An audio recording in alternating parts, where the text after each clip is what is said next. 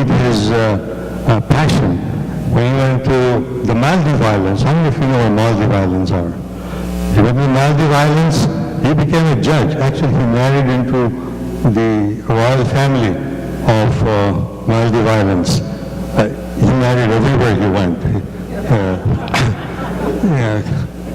So he was very, very successful, mashallah. And, sorry? Mashallah. Aman Mani, yes, alhamdulillah. And so actually, when he came back after 30 years back to where? Where did he leave from?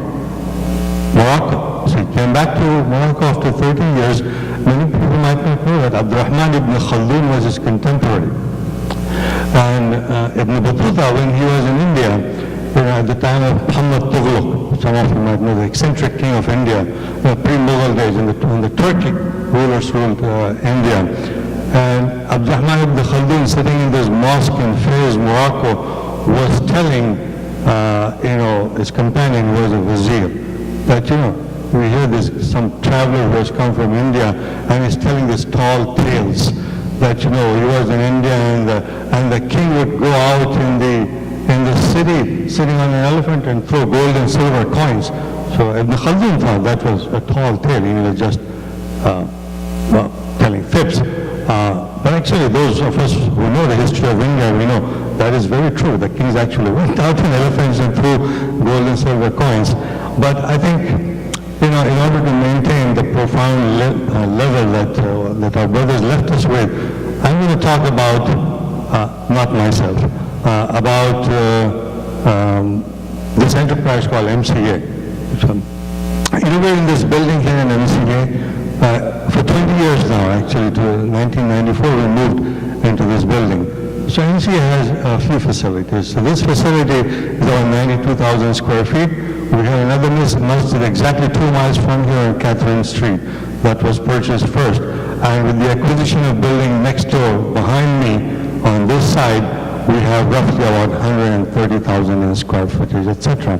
But an MCA is masjid and more than a masjid. So I want to tell you something about, and the reason I want to tell you is that I do see some faces that I do not frequently see over here. So some of you might benefit from this information, although I'm sure many of you already know this, so please bear with me.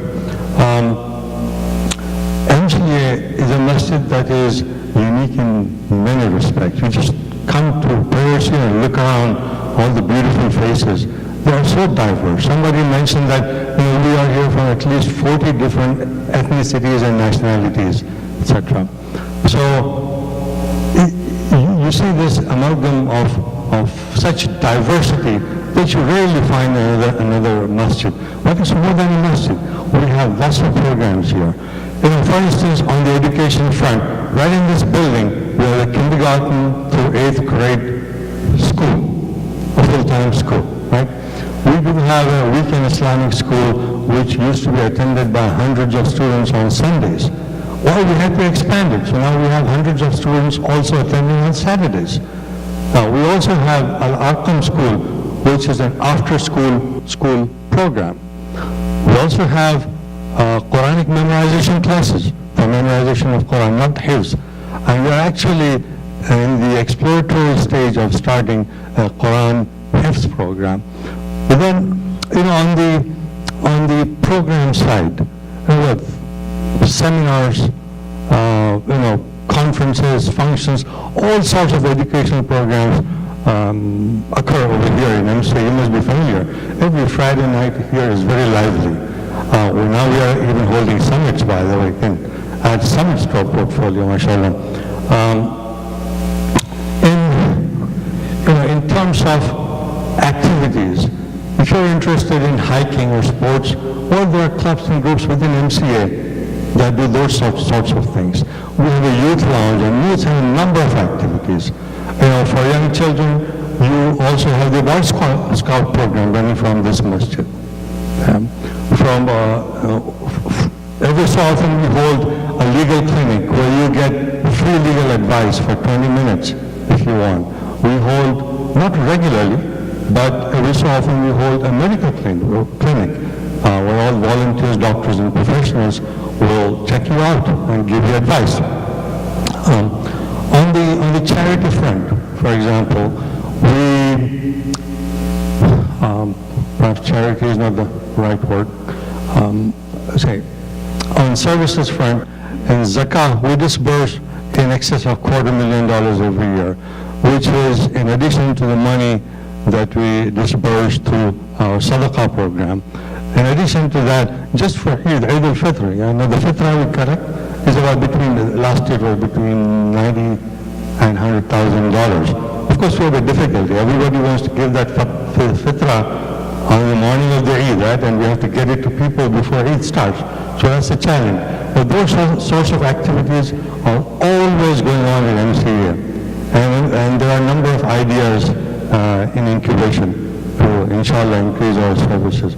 So I want you to know, if you didn't know, if you're not a frequent visitor, come to MCA. Most of the things you like, I think.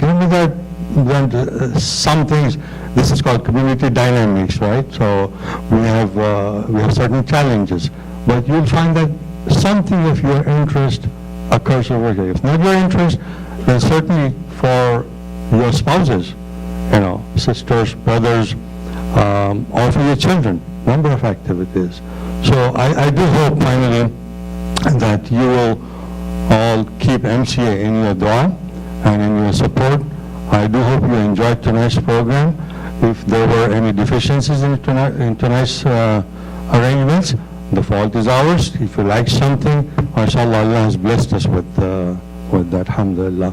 So thank you once again. Assalamu alaikum.